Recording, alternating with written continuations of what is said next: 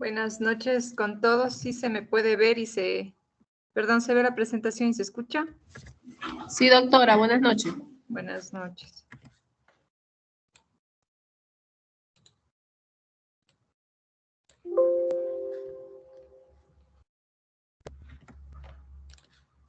Entonces vamos a empezar esta clase con lo que es la anatomía ecográfica de tanto útero como ovarios. Entonces, como sabemos, el útero tiene una forma de pera invertida, sin embargo, esta morfología del útero vamos viendo que va a ser variable, ¿no? Porque no va a ser lo mismo un útero en una paciente neonata que en una paciente prepuber y una paciente, digamos, posmenopáusica. Eso vamos a ir viendo cómo cambia en su morfología. El útero, sin embargo, está ubicado entre lo que es la vejiga por su cara anteroinferior y también tiene relación con lo que es el sigma y el recto, ¿no? La posición también normalmente se dice que está en anteroversión y anteroflexión. Versión se refiere al eje que tiene el cuello con lo que es, o el cervix con lo que es la vagina. Entonces, esto sobre todo en un plano horizontal imaginario que pasa a nivel de lo que es el istmo. Y flexión tiene que ver con la relación entre el cuerpo y el cuello. Se han tomado grados que se dice que es desde 0 hasta 20 grados. ¿Sí se me está escuchando? Sí, doctora. Sí, ya, vamos a esta parte de aquí. ¿Alguien tal vez sabe o conoce lo que es el desarrollo embrionario de la parte de lo que es el útero, el cuello y la vagina?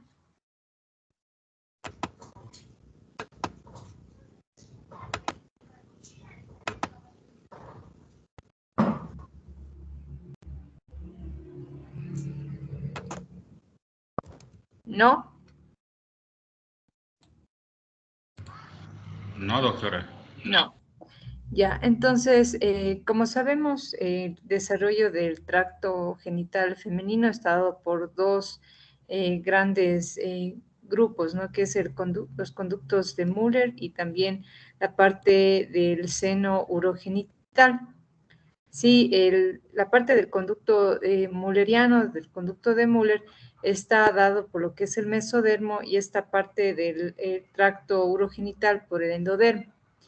Ya, esto se dice que van a producir, por ejemplo, la parte interna está dada por lo que es el conducto de Müller, es decir, las trompas de falopio, el útero, el cuello uterino y solo la parte superior de la vagina. En cambio, que el tracto urogenital, le va a dar la parte más baja, ¿no es cierto?, de la vagina y la parte también un poco medio a nivel vaginal.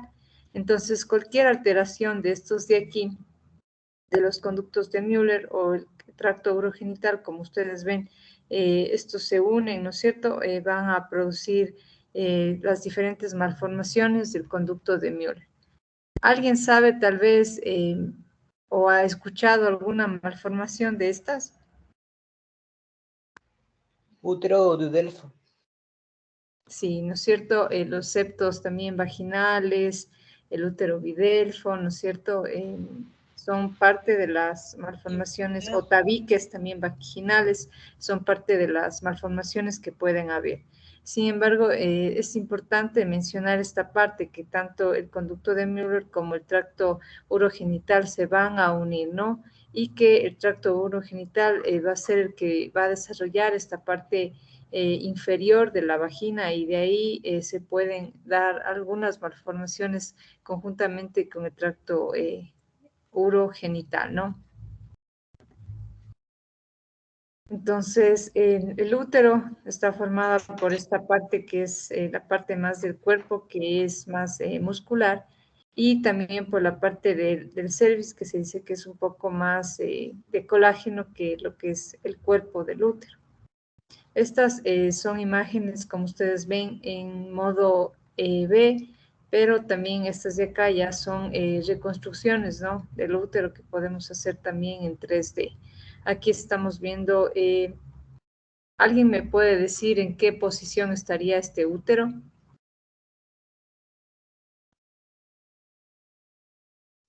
Anteverso flexión. En retroverso. Retroversión. Entonces, versión es la relación que tiene, ¿no es cierto?, la parte de lo que es el cuello con la vagina. Y flexión es la parte que tiene que ver el cuerpo con lo que es el cérvix. Entonces, ¿en qué estaría? Tal vez en retroversión. Anteverso flexión. Sí, retroflexión sería, ¿no? Ustedes ven que está para el otro lado, sí, el cuello está doblado hacia el cuerpo. Listo. Entonces también tenemos que hablar de esta parte del istmo. Tal como ustedes lo ven aquí en esta imagen, así nosotros vamos a ver más o menos nuestro útero en un corte totalmente transversal, ¿ya? Como ya les he de mencionar posteriormente, la parte que no la vamos a ver es esta parte de las trompas, ¿no? Todo el resto pues sí lo podemos ver, pero la parte de las trompas, esto no va a ser visible por ecografía, a menos que exista algún tipo de patología que la llene de líquido para poder ver la trompa.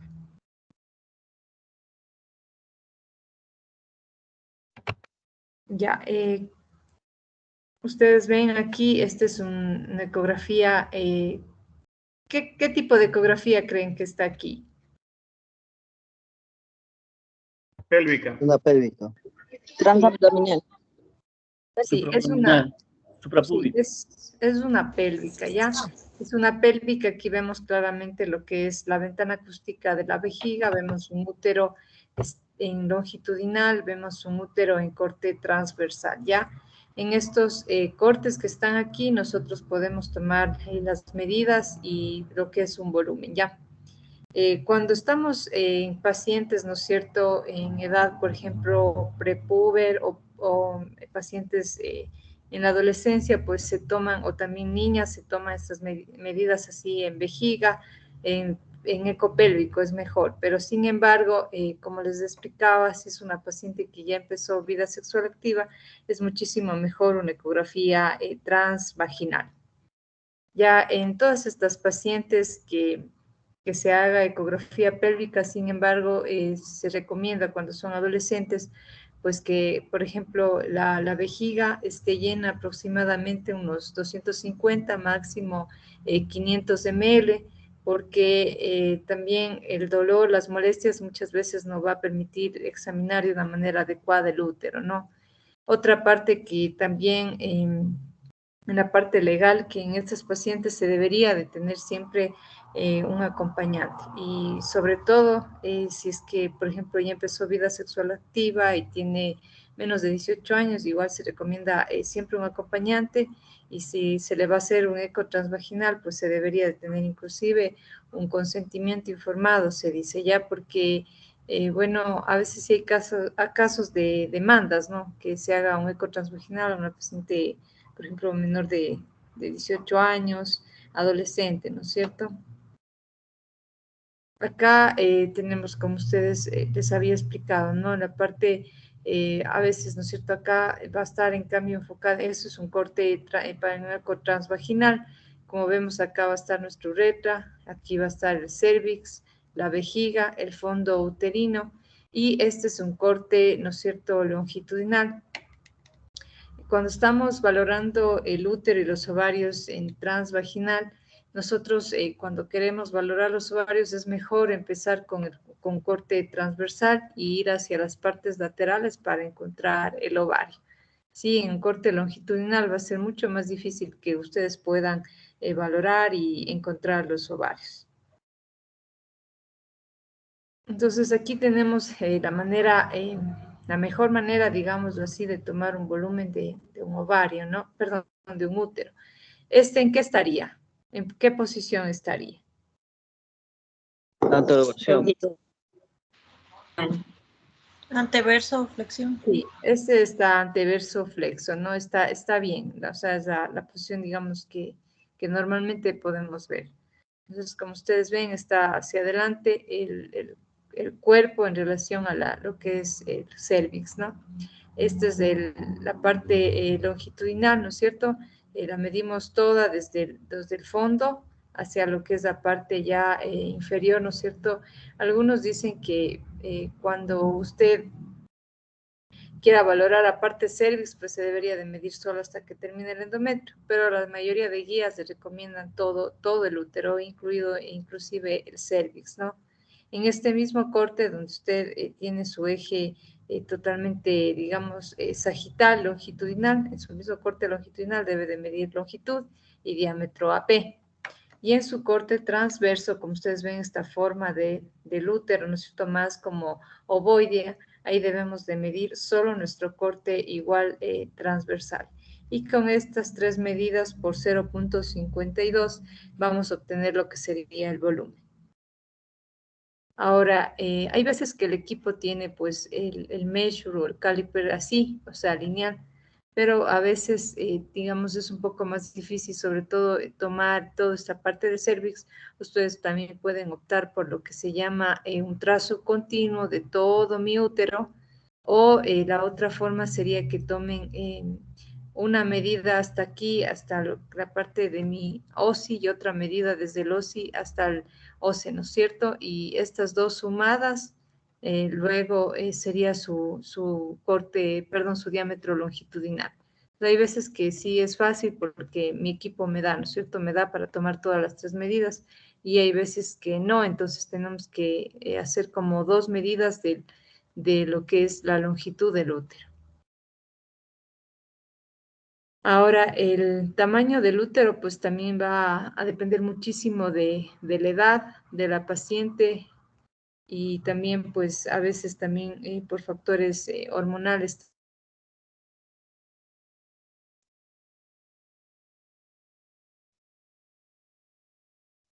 El diámetro longitudinal, ya en multíparas aumenta a 10.5, y en posmenopáusicas a los 5 años pues va disminuyendo a 7.5. Sí, por ejemplo, en nulíparas la relación cuerpo-cervix es de 2:1, en multíparas la relación entre el cuerpo y el cervix, bueno, va cambiando, ¿no es cierto? Puede ser de 2 hasta 3:1, es decir, tenemos un cuerpo mucho más pronunciado en estas pacientes. ¿Hasta aquí está comprendido?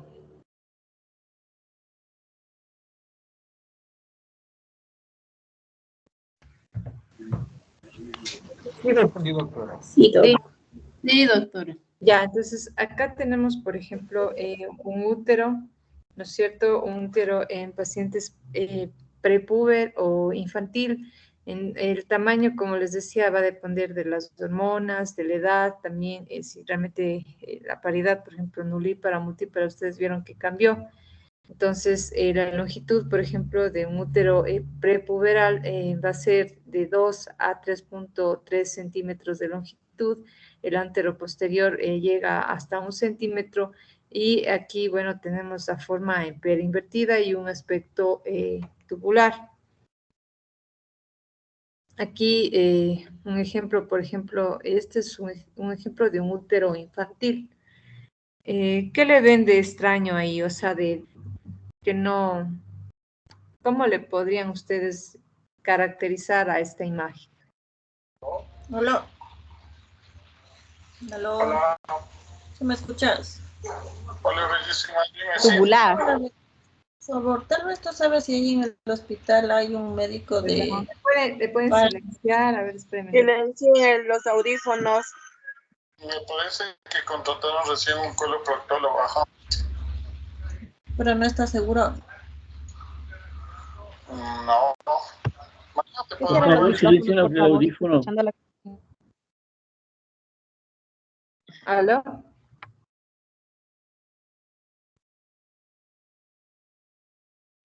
¿Sí me pueden, por favor, caracterizar a esa imagen?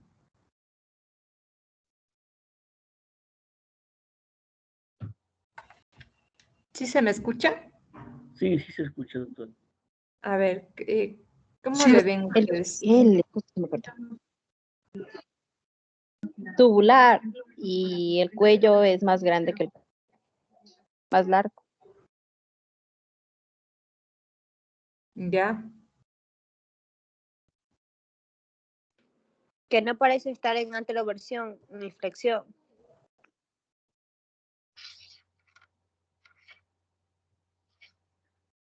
Está en una posición tal vez prácticamente horizontal. El diámetro AP es bien pequeño.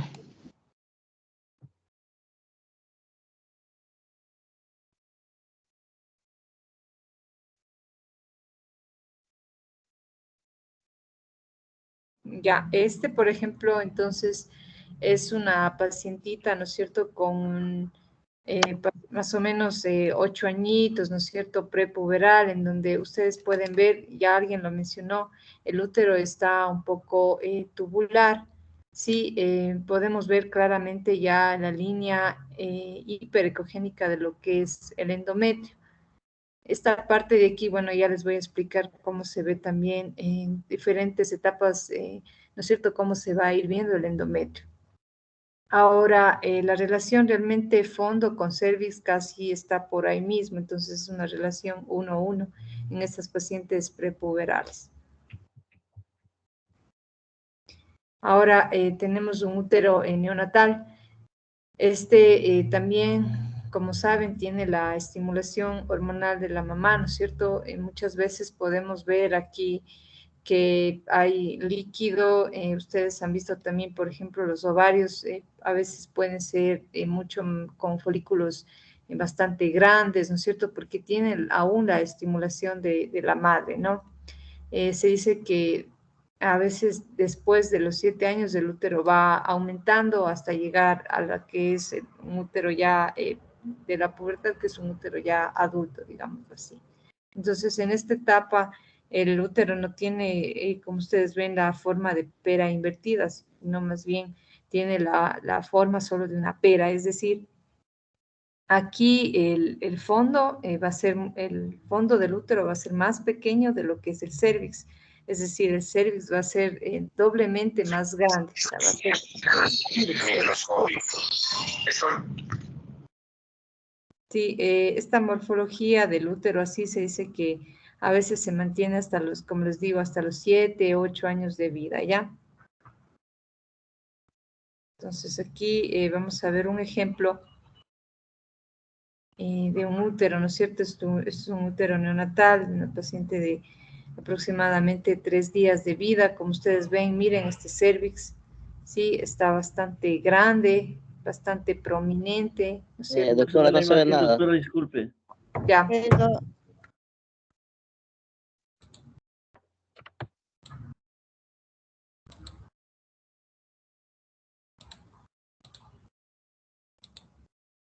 Ahí se logra ver.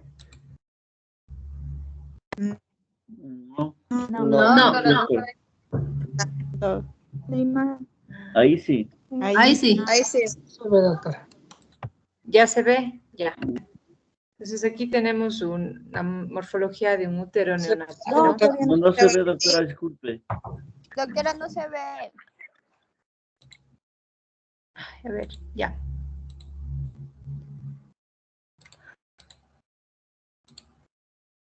¿Ahí se ve? Sí, ahí se ve. Sí, Ya. sí. Entonces ahí tenemos la morfología de un útero que es neonatal. Entonces, como ustedes ven, el cérvix o el cuello es mucho más prominente de lo que es el fondo, ¿no es cierto?, del útero.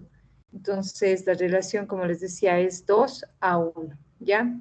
Se dice que también aquí en el canal endometrial también se puede ver un poco de líquido, ¿sí? Esto es básicamente por la influencia estrogénica que tienen los neonatos de la madre. Entonces se puede ver esa área, también se puede ver una pequeña cantidad de líquido acá a nivel vaginal, pues eso es totalmente considerado normal. Este corte de aquí es un corte longitudinal, este corte de acá es un corte totalmente transversal, ¿ya? Entonces así se ve el útero en forma de pera en pacientes neonatos. Acá tenemos otro ejemplo, como ven, el cervix es bastante pronunciado, ¿no? Vemos aquí, también aquí un poquito de líquido a nivel de lo que es la cavidad endometrial, pues esto, como les digo, es totalmente normal.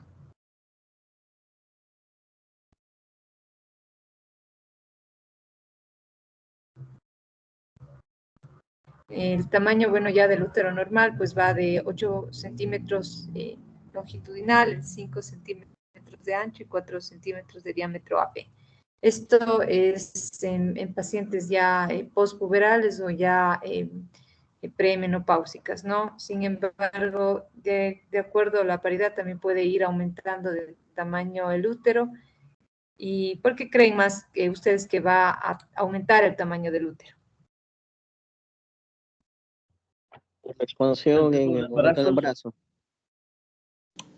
Aumento de la musculatura uterina.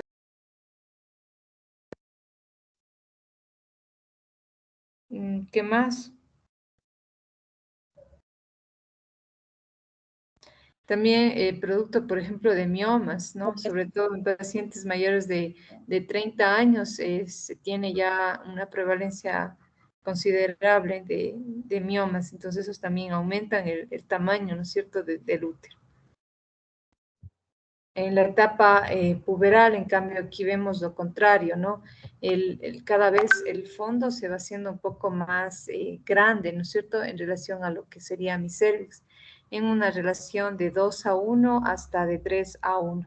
Las medidas de este, pues, van como un útero ya, pues, como les decía, ya de adulto, de 8 centímetros longitudinal, el transverso 3 y el espesor de 1.5. Y la línea endometrial, pues esto ya va a ir dependiendo de cada fase del ciclo menstrual. Entonces ustedes ven aquí en un corte longitudinal, ¿no es cierto?, en una ecografía pélvica, y aquí un corte transversal, también en una ecografía pélvica, ¿no?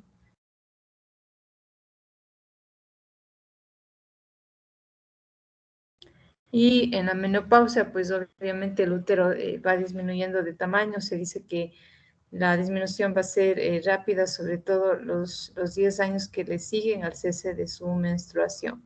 Entonces vamos a tener úteros ya que, por ejemplo, tienen volúmenes por debajo de los 40, de los 50 cc, ¿no? El tamaño, digamos, en pacientes premenopáusicas considerado, el volumen, perdón, considerado normal es hasta 100 cc. Entonces, tenemos un gráfico que miren cómo va cambiando la morfología de lo que es el útero, ¿no es cierto? Al inicio tenemos una pera totalmente, ¿no es cierto?, con lo que sería la prominencia del cérvix en relación al fondo uterino, y posteriormente tenemos la imagen en cambio en pera invertida con mi relación, pues, fondo uterino mucho más grande en relación a mi cérvix. Esto es lo que normalmente va ocurriendo con la morfología de mi útero, ¿no? Entonces, como les explicaba, y esto es importante mencionar, lo que es la anteroversión y la anteroflexión y la retroflexión, ¿no es cierto? Entonces, la flexión, como les digo, tiene que ver con lo que es el cuerpo y el cérvix. Y la versión, en cambio, tiene que ver lo que es el cérvix con la vagina, ¿no? Entonces, como ven, aquí tenemos una retroversoflexión, en donde el fondo uterino va a tener una flexión en lo que es en relación a mi cérvix, y asimismo hay una angulación posterior del cérvix en relación a lo que sería la vagina. Está así, así y así, ¿no es cierto? Entonces está dos veces, como digamos, doblado, ¿no es cierto? Doblado en relación a la vagina y cervix, y también doblado en relación al fondo con el cervix. Sí, eso es importante de la postura. Pues lo normal es que tengamos una anteroflexión, ¿no? Aquí, ¿qué sería este?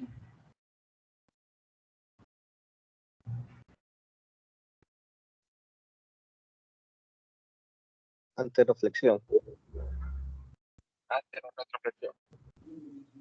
el que puso ahora sería una retroversión, el B. Este. Y este. Retroflexión. Retrodorsoflexión. Sí, bueno, aquí en este de aquí lo que vemos es una flexión, ¿no es cierto? Una retroflexión, es decir, está hacia acá el fondo del útero en relación a mi cervix. Lo que se puede ver aquí. Como les digo, la retroversión, en cambio, tiene que ver la parte de lo que es la vagina, ¿no es cierto?, con lo que es el cervix, ¿no? Y hay una angulación de este cervix en relación a la vagina, es decir, aquí está la vagina y aquí está el cervix, ¿no es cierto? Hay una angulación hacia abajo. Esa es la retroversión, en cambio. Ahora vamos a hablar de lo que es el miometrio, ¿no? Esta parte hipoecogénica, ¿ya? Esta está formada por 3 capas, una capa intermedia, que es una capa homogénea y de baja ecogenicidad, una parte más interna, que es hipoecogénica y que rodea a la parte de lo que es el endometrio, y la capa más externa, que bueno, esta es menos ecogénica.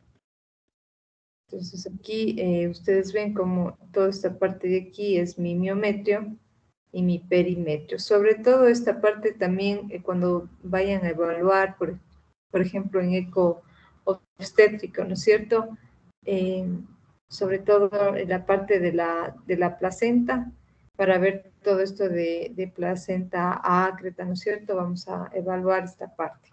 Entonces tenemos el miometrio con sus 3 capas, como ven, la más interna que está rodeando al endometrio, mi capa intermedia y la capa más periférica, un poco menos hipoecogénica.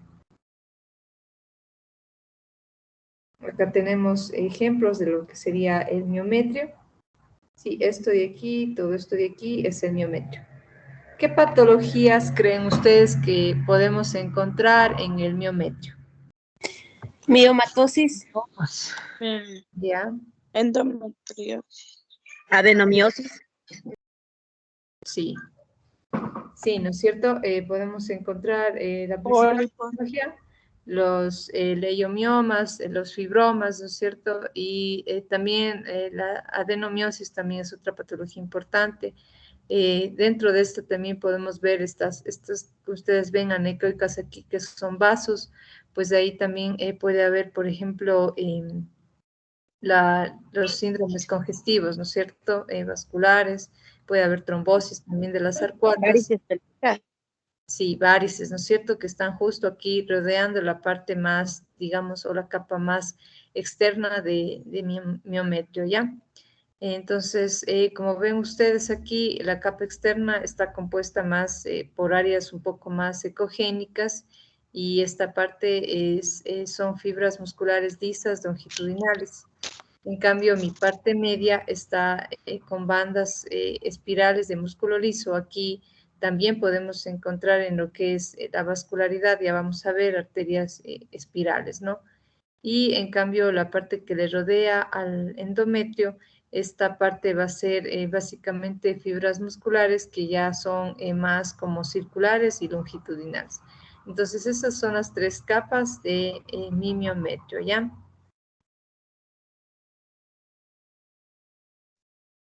Aquí tenemos un claro ejemplo de las capas del miometrio, como ustedes ven, esta parte de aquí más homogénea del miometrio, esta parte un poco como un halo hipoecogénico que le rodea a mi endometrio, y la parte más externa, que a veces puede ser un poquito más ecogénica que el resto, de mi miometrio.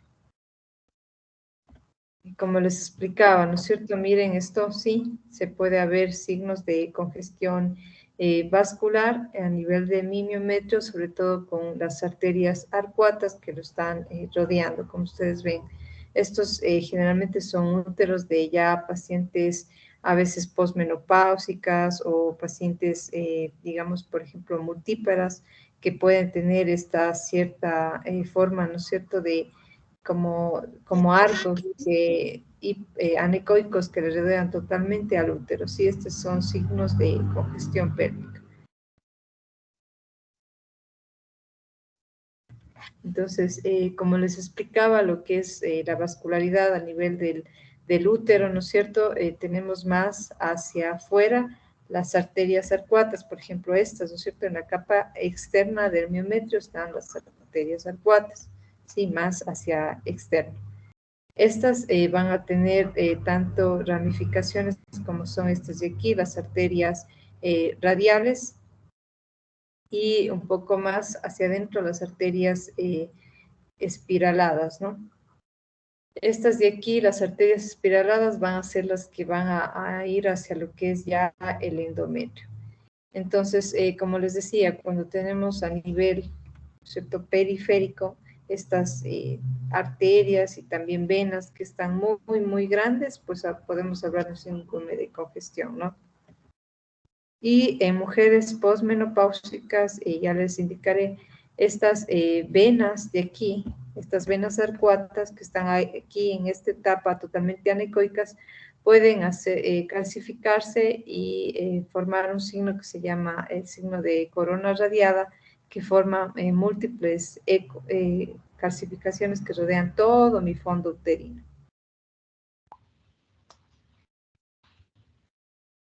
Este es otro ejemplo, ¿no es cierto?, de las venas y de las arterias arcuatas, como están dilatadas, ¿no? En esta imagen, algo más que les llame la atención.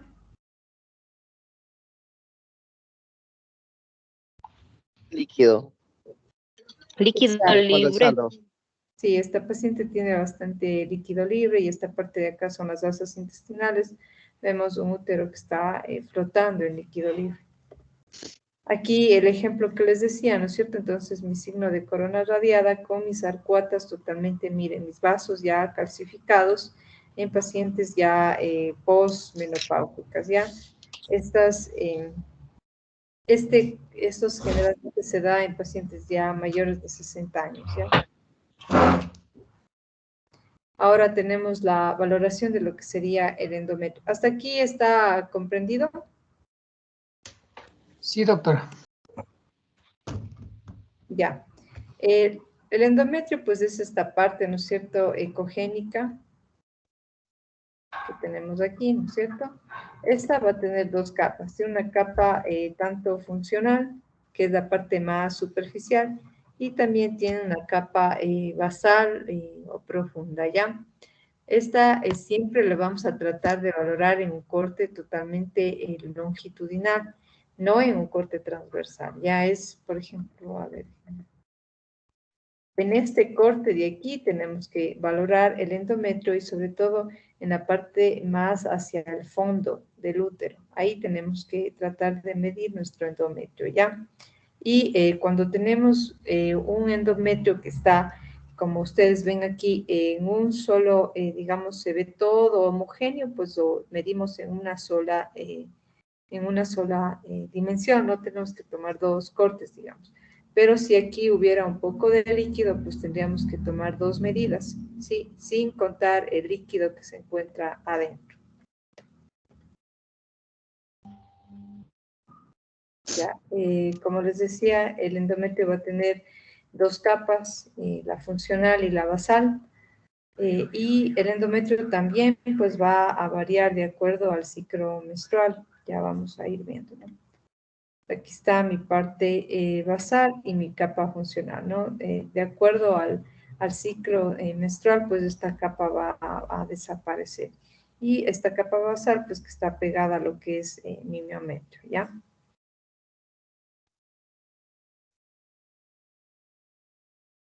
Entonces, ¿qué etapas ustedes saben del ciclo menstrual de que puede ir variando el endometrio? ¿Qué etapas conocen ustedes? Etapas del ciclo menstrual o fases del ciclo menstrual. La fase ovulatoria. Fase proliferativa. Proliferativa. Operativo.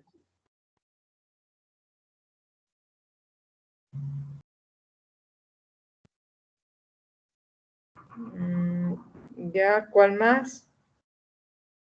Fase secretora. Fase folicular, ovulatoria y fase lútea. Ya, eso es más como de ovario, de endometrio ahorita. Proliferativa y secretora.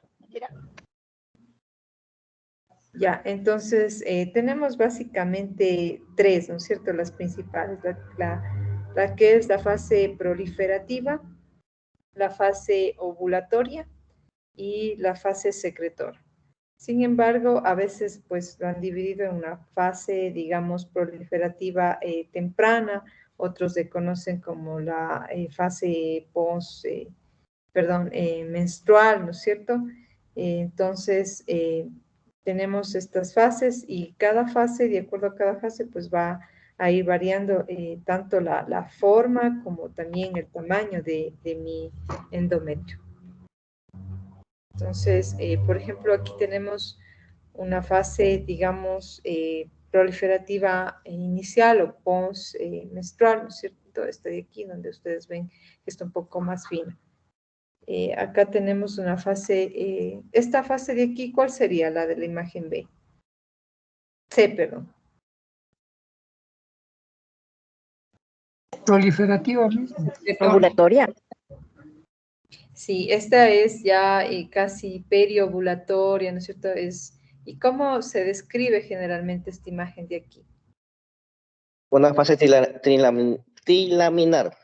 Muy bien, ¿no es cierto? Se describe como un endometrio trilaminar, ¿ya? Entonces, como ustedes ven aquí hay tres líneas. Entonces, tenemos esta línea aquí ecogénica que es bastante delgada. Se dice que es la parte del lumen o la luz de mi endometrio que está colapsado. Tenemos esta parte de aquí un poco más hipoecogénica que le rodea a mi línea endometrial, ¿no es cierto? Se dice que es el endometrio o la capa funcional que está inflamada o más gruesa, edematizada.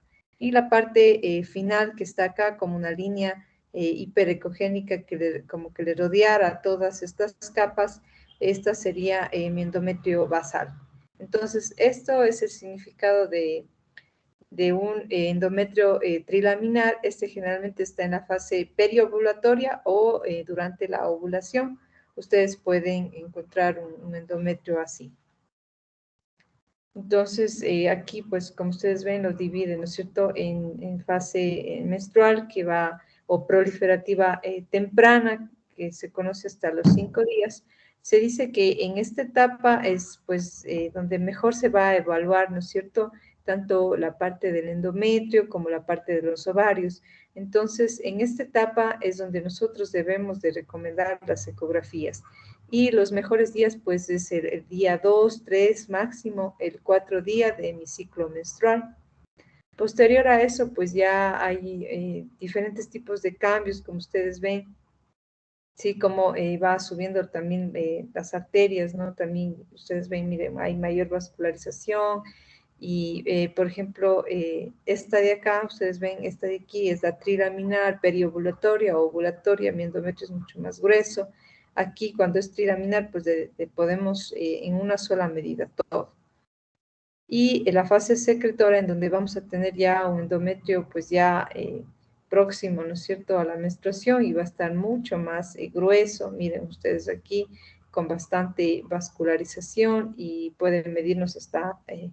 bueno, se dice en algunas literaturas está hasta 15, otras hasta 18 milímetros. En mujeres, sobre todo premenopáusicas. Esto no aplica para pacientes postmenopáusicas, ¿ya? Entonces, de recomendación, pues siempre realizar una ecografía de útero y de ovarios en esta etapa. En esta fase proliferativa temprana, dentro de 2 a 3, máximo 4 días cuarto día del ciclo menstrual. Ahora, en esta etapa del tercero o el cuarto día del ciclo menstrual, como les decía, es normal encontrar una cierta cantidad de líquido, ¿no? Como ustedes ven aquí. Aquí hay un poco, una fina capa anecoica.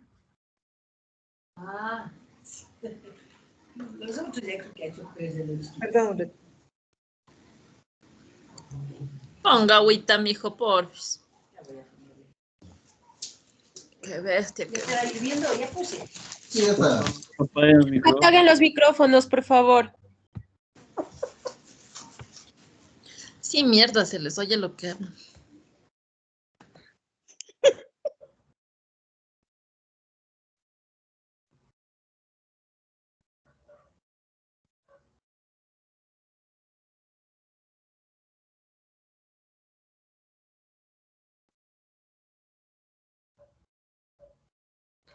ya, ¿se me escucha ahí? Una pregunta, doctora. Dígame.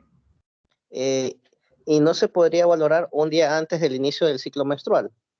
¿O tiene No. que ser No, justo porque usted pasando? está en esta etapa de aquí, en donde a veces el endometrio está, como ustedes ven, demasiadamente grueso, ¿no? Y aquí no vamos a poder valorar esta parte más, por ejemplo, de la capa que queremos valorar, la capa basal, esta capa de aquí.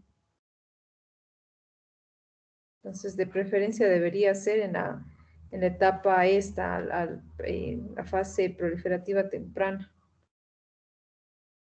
Oh, ya. Ya, en esta etapa, en la fase proliferativa temprana, ustedes pueden tener, como está indicado aquí, una fina capa de líquido, ¿sí? De material anecoico. Y esta fina capa les puede permitir abrir la cavidad endometrial y de esa manera ustedes van a poder valorar, por ejemplo, pólipos, pueden valorar miomas, ¿no es cierto? Submucosos que están dentro de su cavidad endometrial. Entonces, por esa razón es mucho mejor valorar, como les decía, en los 2 a 3 días de su ciclo menstrual. Ya, por ejemplo, miren acá, podemos ver, en este caso, hay un pólipo, ¿no es cierto?, intracavitario, que se pudo valorar mejor en esos días. Y cuando tenemos una etapa, como les decía, secretora, muchas veces no se puede valorar muy bien esta parte basal, entonces no es tan recomendable.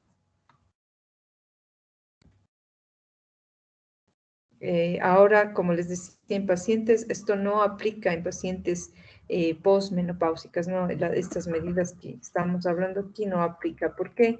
Como ustedes saben, pues todo esto es de acuerdo a las hormonas, ¿no es cierto? Entonces, como en pacientes ya postmenopáusicas, pues el aporte hormonal disminuye muchísimo. Tenemos que el endometrio, pues en ellas debe de ser ya una línea, ¿no? Una línea ecogénica, y se dice que debe de medir hasta 4 milímetros en pacientes postmenopáusicas que cesó su menstruación 5 años, y 3 milímetros si ya pues su menopausia es ya de 10 años, ¿no? Entonces, eso es importante. ¿Por qué? Porque si los diámetros de mi endometrio son mayores a esto, pues podemos ir viendo, por ejemplo, hiperplasias endometriales, o también puede haber ahí pólipos, o puede también haber ya un CA endometrial, ¿no es cierto?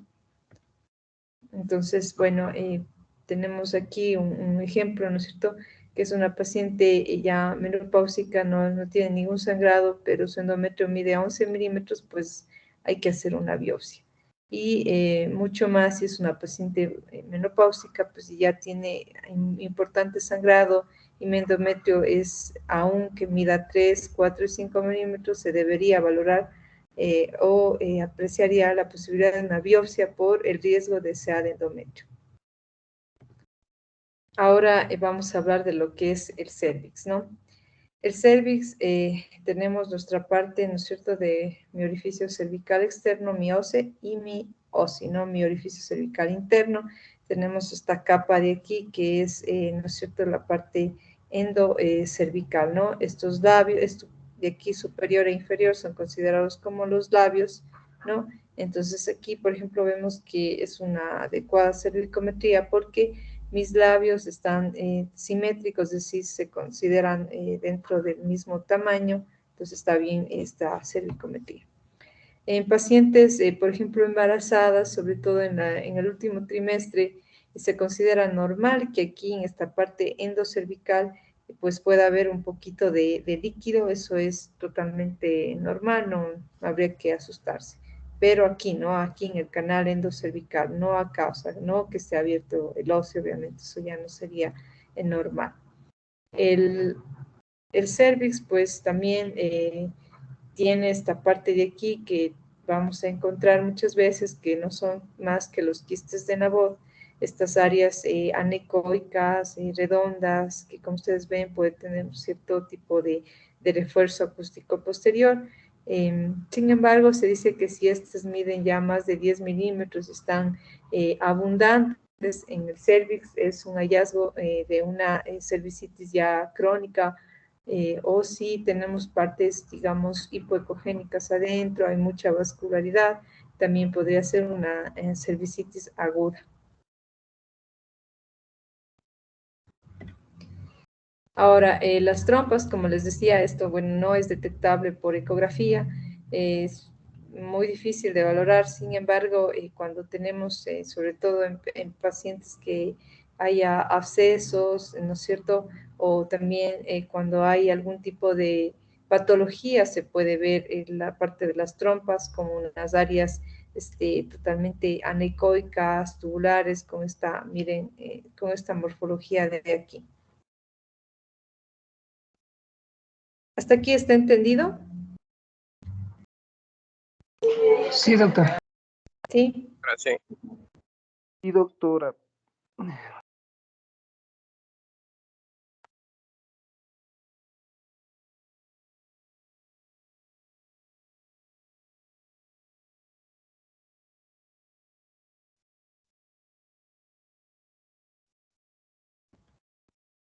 Ya, vamos a seguir entonces con lo que serían los ovarios. Doctora, una consulta antes de continuar con ovarios. ¿Cuándo nosotros podemos determinar un cervix incompetente? O sea, ¿a qué medida yo me podré guiar con eso en un proceso de gestación, por ejemplo? Bueno, eso sería más en la parte de obstetricia, y ahorita estamos viendo prácticamente lo que es útero y ovarios normales, o sea, anatomía normal. Pero sin embargo, en la parte de cervix, para saber que la medida, como ustedes ven aquí, mi cervix está como doblado, ¿no? Entonces mi medida aquí serían en 2 cortes, uno desde mi osis hasta mi parte central de mis labios y otra desde la parte central hacia mi óseo. Esta medida se dice que no debe de ser menos de 25 milímetros, es un diámetro, digamos, promedio, ¿ya? Cuando mida menos de 25 milímetros, pues usted puede tener un signo, ¿cierto?, de amenaza de parto pretérmino. Y sin embargo, si mide esta medida menos de 15 milímetros, pues ya usted debería de considerar un cerclaje. Sí, pero bueno, eso como les digo, eso ya es parte de obstetricia, sin embargo, pues se debe de tener, ¿no?, ese dato. Gracias, doctora. Ya, a veces el cervix no está así, a veces el cervix puede estar totalmente recto, entonces ahí sí nuestra medida sería desde el OSI al OSE totalmente recto, ¿sí? Pero ustedes ven, ¿no? A veces la morfología cambia, algunas pacientes pueden tener así el cervix, como doblado, entonces ahí lo mejor, la mayoría de artículos recomienda de que se deberían de tomar 2 medidas. Ya. En la parte de lo que es el ovario, pues va a tener esta morfología como ovoidea, como elipsoidea. Generalmente, pues está ubicado en lo que es la fosa ovárica, pues sus límites anatómicos son pues la arteria umbilical que estaría obliterada, las venas y las arterias, las ilíacas, las externas. También sería la parte de lo que es la arteria ilíaca también interna, y lo que es el uréter, ¿no? Ubicaciones, digamos, anatómicas. Ahora, ecográficas, pues las ecográficas son básicamente mis vasos ilíacos internos, ¿no? Esta es mi ventana o mi manera de referencia anatómica, ecográfica, para lograr ver yo mis ovarios. Como les explicaba, cuando ustedes en un corte totalmente, digamos, haciendo un eco transvaginal, La manera de ver mis ovarios pues sería colocarle en mi corte transversal y ir hacia los lados, ¿no? Ahí puede encontrar de mejor manera pues los ovarios. Los ovarios pues tienen este patrón de aquí, ¿no es cierto? Patrón, como ustedes ven, con varias partes anecoicas que son mis folículos. Eso es lo normal de un ovario. Que tenemos cortes, ¿no es cierto?, totalmente longitudinal y mi corte transversal con folículos pues mucho más, un poco más grandes, un poco más pequeños, ¿no es cierto? Esa es la morfología que ustedes pueden ir viendo. ¿Sí? Aquí estamos en un eco pélvico, como ustedes ven, el corte longitudinal, y en mi corte transversal, pues mis dos medidas. Ahora, el aspecto del ovario también puede ir cambiando de acuerdo a, ¿no es cierto?, a la etapa que se encuentre. Por ejemplo, como les explicaba, en un recién nacido, una recién nacida podemos encontrar un ovario que tenga pues los folículos un poco más, digamos, prominentes, más grandes, por, lo cierto, la influencia hormonal de la madre, pues entonces va a tener así. Un ovario ya en una paciente, digamos, de prepuberal de unos 8, ¿no es cierto?, de unos 8 años más o menos, puede tener folículos un poquito más pequeños en consideración a estos de acá. Y un adolescente, pues cada vez ustedes ven, puede tener más presencia de lo que es esta parte hipoecogénica considerada como estroma, y los folículos pueden tener ya diferente tamaño, entre grandes, un poco más pequeños. Entonces hay diferentes formas también de nuestro ovario, de los folículos, de acuerdo a la edad, ¿no? Ahora, el eco de tracto genital, pues también lo podemos hacer, no solo transvaginal y pélvico, pues en neonatología también se lo puede hacer transperineal con transductores lineales de alta frecuencia, y como ustedes ven, en este caso, pues podemos valorar sobre todo si hay, por ejemplo, septos o tabiques, ¿no es cierto?, malformaciones mullerianas. En este caso se puede ver la anatomía normal. Se ve lo que es la parte un poco de lo que es la vejiga, la parte de la uretra, el recto, y también lo que es la parte ya del útero, ¿no? La parte del cervix. Acá también podemos considerar, también ver quistes, por ejemplo, en pacientes prepuberales, también se puede encontrar en pacientes en edad, digamos, de la pubertad, estos quistes. ¿Cuándo consideran ustedes quistes? ¿De qué tamaño? Arriba de 2 centímetros. Sobre 1 centímetro. Sobre los 2.5 centímetros. ¿Quién da más? Sobre los 3 centímetros. Sí, las guías de ginecología, sobre todo en el ORATS, podemos ver que los quistes se consideran mayor a 3 centímetros, ¿no? Todo lo que esté por debajo de esto es considerado folículo. Y entonces, tener cuidado con eso, porque se ha visto un montón de casos que dicen quiste y mide 22 milímetros, quiste mide 25 milímetros, quiste mide 28 milímetros. No, sí, todos esos son considerados solo como folículos o folículos dominantes. Ya para considerar a ustedes un quiste simple, pues por encima de los 3 centímetros. Perdón, doctor, una linda noche. Para considerar la poliquistosis. Eso es diferente, no, ya les voy a explicar, pero eso es diferente. Para considerar un quiste único y simple, más de 3 centímetros. Bueno, también nosotros en neonatología es importante valorar pues la anatomía, y muchas veces, por ejemplo, aquí no encontramos el útero, no encontramos la parte pues, perdón un ratito. Ya está.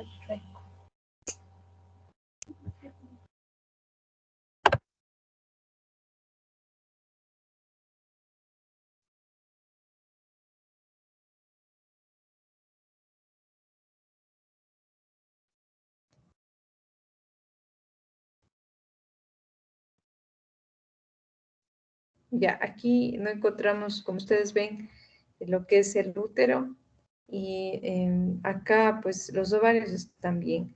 Y en esta resonancia lo que vemos pues que no hay un riñón. ¿Qué patología creen que está aquí? Es un paciente El Tansky-Meyer. Perdón, no lo escuché muy bien.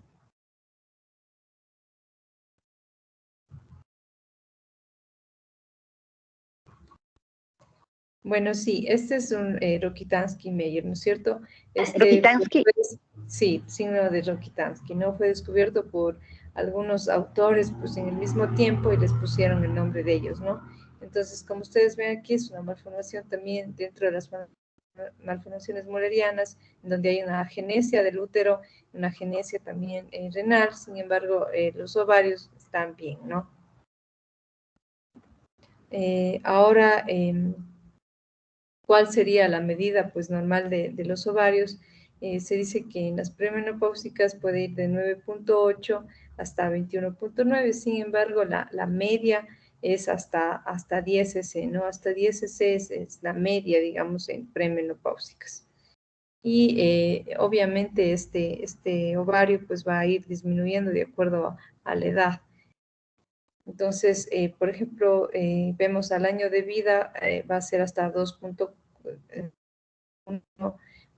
hasta 4, a los 8 años de 1 a 12 C, hasta los 11 años de 2 a 4 y posmenopáusicas, bueno, como, posmenarquia, es decir, premenopáusicas, hasta 20 cc, pero como les digo, la media es 10 cc. ¿Sí? Lo que vamos a hacer es medir tanto el corte longitudinal, el corte AP y el corte transversal y sacamos un volumen. Todo esto va a ser multiplicado por 0.523. Si no tenemos, digamos, si nuestro equipo no calcula el volumen, nosotros podemos medir estas tres distancias y multiplicarlo por 0.523 y nos va a salir lo que es el volumen. Estas son imágenes tomadas pues en el servicio, como ustedes ven aquí el patrón, ¿no es cierto?, de los folículos periféricos. Un volumen pues de esta paciente es normal, ¿no? 6.7 es normal. También el ovario va a tener diferentes, digamos, etapas, ¿no es cierto? Entonces, como ustedes ven, puede tener un folículo dominante que puede llegar a medir de 20 a 25 milímetros. Puede haber esta parte de como un cúmulo óforo, ¿sí?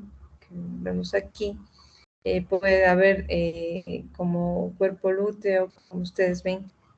Esta imagen es de un cuerpo lúteo. Ustedes ven como festoneado, como hipoecogénico y sobre todo que al Doppler nos va a dar este anillo vascular, ¿no es cierto? Entonces, este anillo vascular periférico que me indica que es un cuerpo lúteo. ¿Con qué me podría confundir con esta imagen?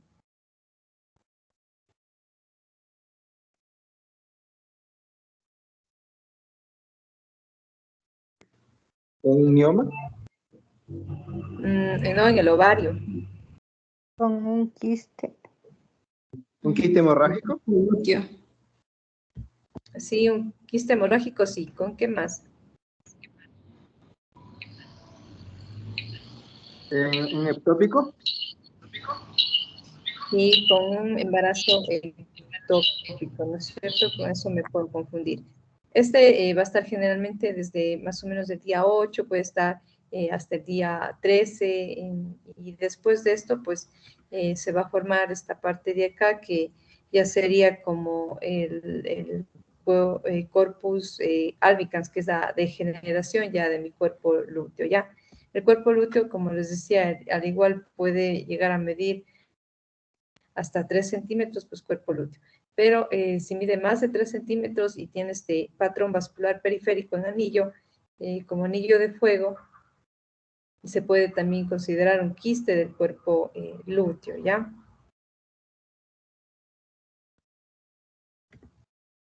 Entonces tenemos, ¿no es cierto?, cómo está el ovario de una paciente premenopáusica. Estos ovarios generalmente tienen desde 8 máximo hasta 12 folículos, como ustedes ven, periféricos, anecoicos, y a veces de diferentes tamaños, que van desde, por ejemplo, de 3 hasta 8 milímetros, ¿no? Y en una paciente, pues, posmenopáusica, los ovarios pues se van atrofiando, a veces no hay ni folículos o hay solo uno o máximo dos, y se caracteriza porque está lleno ya de lo que es el estroma, ¿sí? De esta parte hipoecogénica, y a veces es muy difícil visualizarlo porque nos vamos a confundir con asas intestinales, ¿no? Entonces, cuando hay folículos, pues se puede diferenciar y se puede saber que realmente es el ovario, ¿no? Ellos, en estas pacientes, los ovarios, pues van a medir un volumen promedio de 2 a 3 cc, no más de eso, ¿ya? Y, como les decía, es mucho más difícil visualizarlo.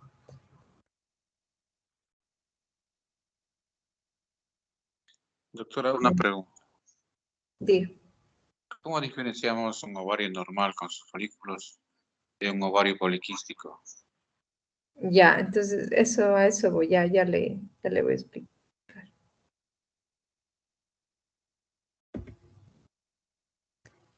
Aquí tenemos, por ejemplo, este ovario de aquí es un patrón, ¿no es cierto?, como en panal de abejas. El ovario poliquístico, como sabemos, este es un síndrome, es decir, se va a acompañar de la clínica y también, pues, de valores muchas veces de laboratorio, de hormonas alteradas. Entonces, como tal, ecográficamente, nosotros no podemos dar un diagnóstico de síndrome de ovario poliquístico. Eso no se puede dar solo ecográficamente. Nosotros ecográficamente vamos a hablar de morfología ecográfica poliquística, nada más, ¿ya? Porque muchas veces esta morfología a veces no se va a asociar ni a la clínica ni a valores de laboratorio. Y a veces antes se decía que ovario poliquístico se asociaba muchísimo con esterilidad, sin embargo ahora eso no es tan cierto. Entonces, ¿cuáles son los patrones para ovario poliquístico? Pues es que tengamos ovarios que midan más, con volúmenes más de 10 cc, es decir, grandes, que tengan folículos que estén hacia la periferia todos, o la gran mayoría, como signos de collar, ¿no es cierto?, como un collar. Y que estos folículos midan de 2 a 9, hasta máximo 9 milímetros, y que sean generalmente más de 12 folículos, ¿ya? Entonces, esa es la característica principal de una morfología poliquística. Como ustedes ven aquí tenemos demasiados folículos, ¿no?, que de diferentes tamaños, mucho más de 12, que ninguno de ellos llega a medir más de 10 milímetros. Tengo un ovario agrandado, es decir, un volumen mayor a 12. Entonces, esas son las características para yo poder considerar una morfología poliquística. Pero como les digo, esto es de preferencia en la fase proliferativa temprana, es decir, de 2 a 3 días del ciclo menstrual, yo puedo realizar esto. Si ustedes realizan esto, por ejemplo, en esta fase de aquí, ya digamos, en la fase ovulatoria o periovulatoria, lo que van a tener esto es el cuerpo lúteo, entonces no van a valorar, digamos, de una manera óptima lo que sería en un ovario poliquístico. Entonces, de preferencia en esta etapa o en esta fase de aquí, en donde tenemos la mayoría de folículos. Ahora, si en esta etapa tenemos un folículo grande que mida más de 10 o 11 milímetros, ya no se considera una morfología poliquística, es un parámetro, digamos, de exclusión de morfología poliquística. Listo, bueno, esto ya les hablé un poquito de lo que son las trompas, esto ya. Bueno, esto a grandes rasgos, lo que también se puede hacer, una histerosalpingografía dentro de los estudios de imagen también para poder ver útero y ovarios, y sobre todo en la parte de malformaciones mullerianas, Lo que hacemos aquí, pues, es inyectar un medio de contraste, sobre todo podría ser un hidrosoluble, como es el contraste yodado. Necesitamos sondas, que son sondas de 5 French, y vamos a ver, lo que vamos a ver, pues, básicamente es la morfología del útero, y en este caso sí podemos ver la parte de lo que es las trompas, ¿no? Lo que no podíamos ver acá en ecografía. Se utiliza sobre todo en casos de infertilidad.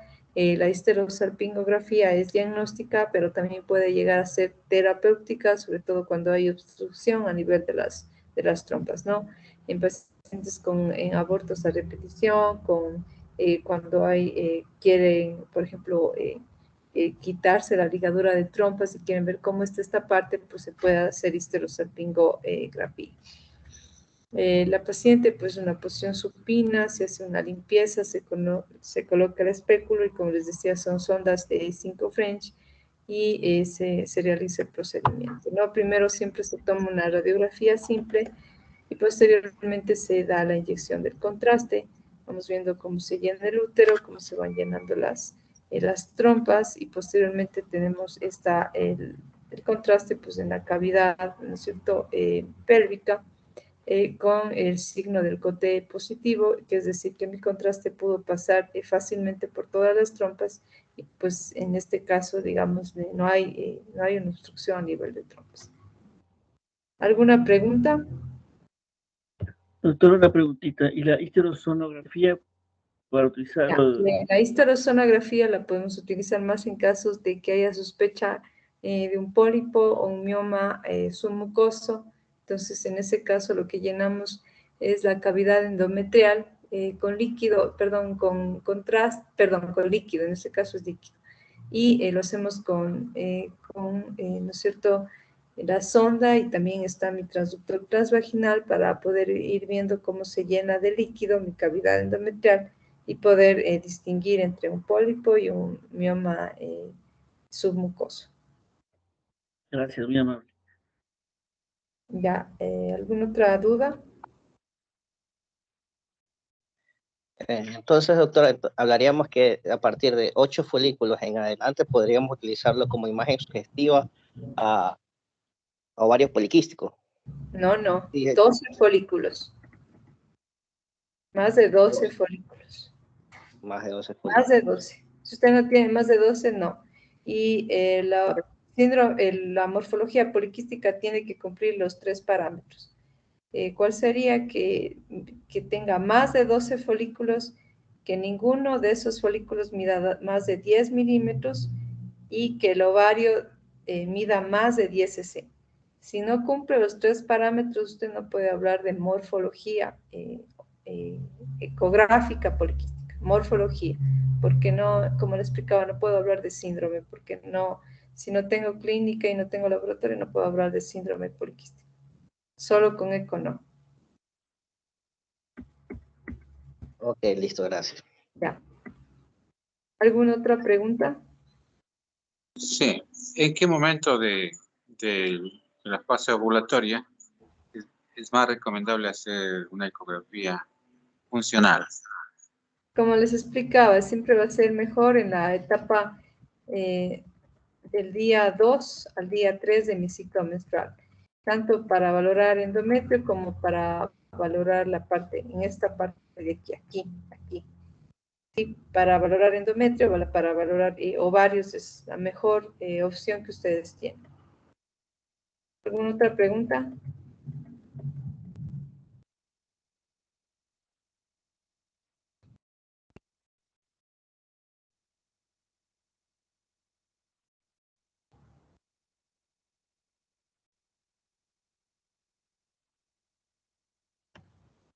Ya. Vamos a ir con imágenes. Estas son imágenes de mi hospital, y vamos a ir viendo, ¿no? Todos estos, bueno, uno que otro va a tener alguna alteración, pero son básicamente la parte anatómica que hemos querido en esta clase estudiar. Aquí, ¿ustedes qué pensarían? ¿Qué estructura es? Y más o menos, ¿en qué etapa o edad, digamos, estaría esta paciente? Etapa, bueno. Fase ovulatoria. Ovario. Un ¿Qué ovario. estructura es? Primero, ovario, Un ¿ya? ¿En qué etapa? Etapa Ovulatoria. folicular. Posovulatoria. No, esta es dentro Preovulatoria. de los 3 primeros días, ¿cierto? Es la fase proliferativa temprana. Como ustedes ven, tengo más folículos y son folículos grandes y también es una paciente premenopáusica, no es una paciente posmenopáusica, ¿no es cierto? Tengo mayor cantidad de folículos que están de diferentes tamaños, ¿sí? ¿Qué estructura es y qué logran ver ahí ustedes? Cervix, quiste de Nabot. Pero Es un cuello. Ya, es un cervix, sí, muy bien, y tenemos quistes de Nabot. En este caso de aquí tenemos que tomar 2 medidas, como les explicaba. En este caso el útero pues está, ¿no es cierto?, como doblado, y tendríamos que tomar desde aquí hasta acá una medida y desde aquí hasta acá otra medida. Ya, sí tenemos quistes de Nabot. ¿En qué posición estaría ahí mi útero? Anteroflexión. ¿Y qué más? Anteroversoflexión. Anteroversoflexión, muy bien. Sí, mi útero está normal, en la posición que normalmente se encuentra en la mayoría de úteros, ¿ya? Aquí, ¿qué estructura está? Cervix. Ya, Cuello. cervix. ¿Y qué más pueden ver ustedes aquí, aparte del cervix? Y una pequeña dilatación de... Las arterias arcuatas. Muy bien, las arterias arcuatas, como ustedes ven, están dilatadas. Sin embargo, cabe mencionar que pacientes, digamos que están en su etapa, pues, posparto, esta dilatación se puede considerar normal hasta el mes, ¿no? Entonces, si es una paciente que está en su puerperio de 3 días, no van a considerar que esto es patológico, ¿ya? Aquí, ¿cómo estaría mi útero? ¿En qué posición está? Transversal. En retroversión. Retroversión. Ya, está en retroversión y también en retroflexión, ¿no es cierto? Porque ustedes ven, mi fondo, ¿no es cierto?, está en flexión en relación a mi cervix. Sí, entonces está en retroflexión, pero también acá vemos un poco de la parte vaginal que también está, ¿no es cierto?, doblada, ¿no es cierto? Entonces está también en retroversoflexión.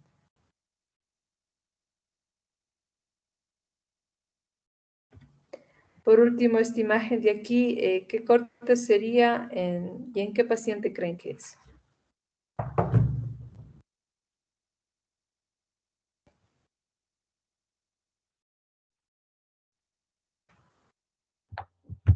De longitudinal en una paciente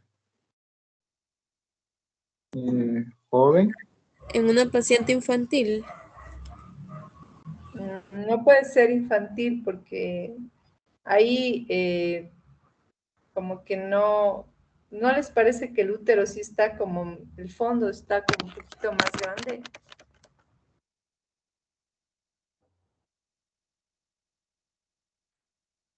Posmenopáusica. No, no es posmenopáusica.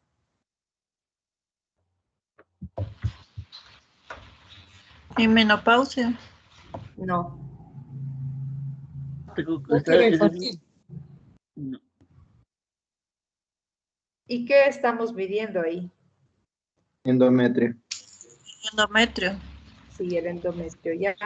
El endometrio, como recordarán, es parte de los reflectores especulares. No sé si se recuerdan dentro de las primeras clases que conversamos, ¿no? Sí, esta paciente es una paciente ya, digamos, premenopáusica, ¿no? Tiene un útero ya de adulta, pero sin embargo lo que estamos viendo solo es en el corte pélvico. Hay que tener cuidado porque hay pacientes que estando en una etapa, digamos, de útero ya de adulto pueden tener un útero infantil con volúmenes de menos de 15 cc, ¿no? Y eso también puede ser un riesgo también para infertilidad.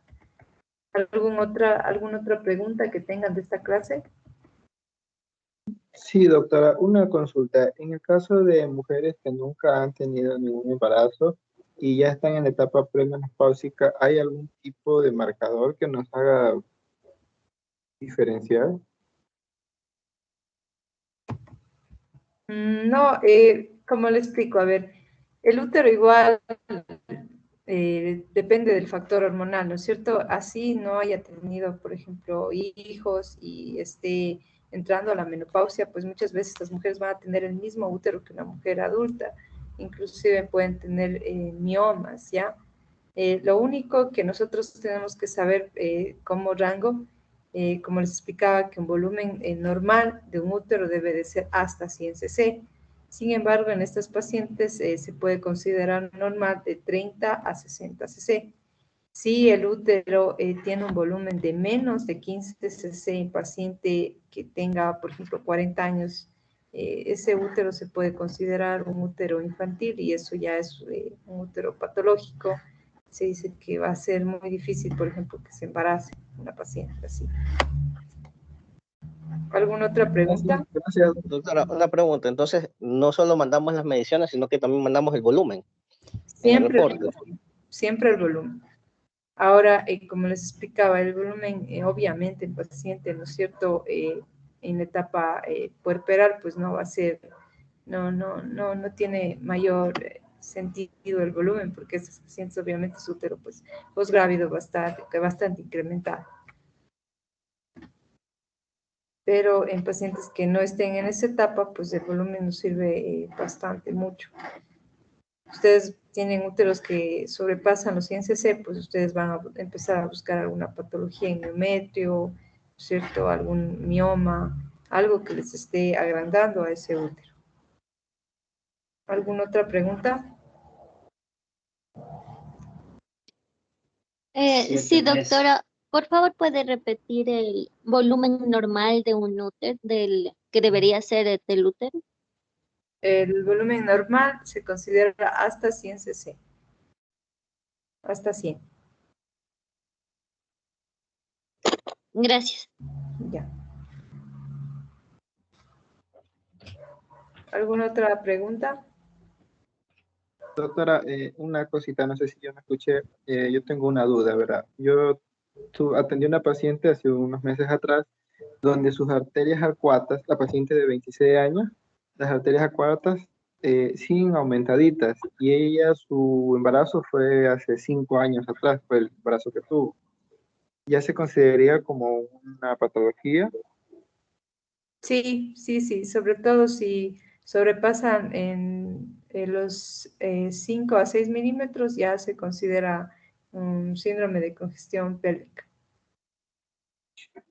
Entonces, a eso se deben los dolores constantes, porque no había otra explicación para los dolores. Eso fue lo que yo Sí, supe. realmente sí suelen tener bastante dolor, pero hay que medir en reposo y hay que medir también en Valsalva.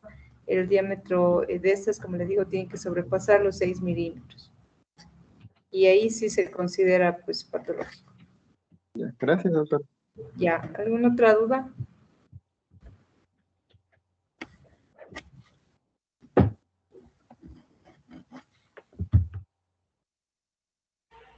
Bueno, si no hay más dudas, pues damos por terminada esta clase. Espero que se hayan resuelto la mayoría de inquietudes, de dudas que han tenido de esto de la anatomía normal de útero y ovarios.